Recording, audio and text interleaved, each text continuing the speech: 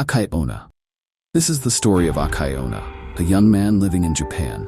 His life was simple and predictable. During the day, he attended college, often spending his afternoons buried in the library, working on assignments or searching for solutions to his studies.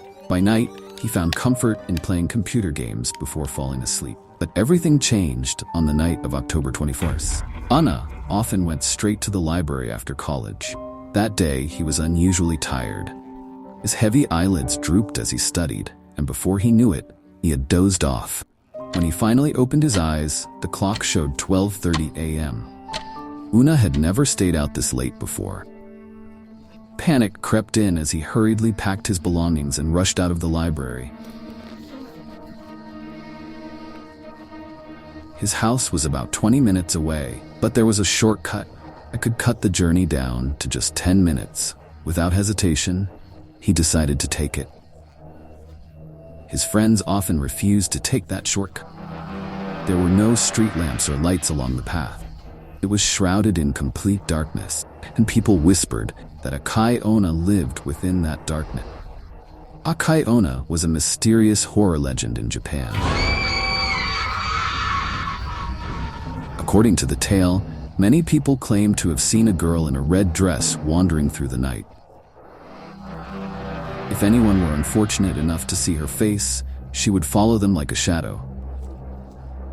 Many who encountered her either disappeared or were found dead.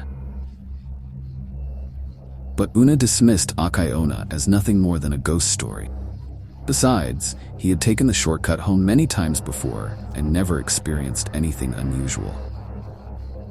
However, this was the first time he was walking that path so late at night, feeling overwhelmingly tired.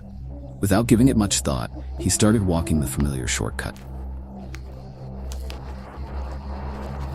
At first, Onna could barely see anything on the path.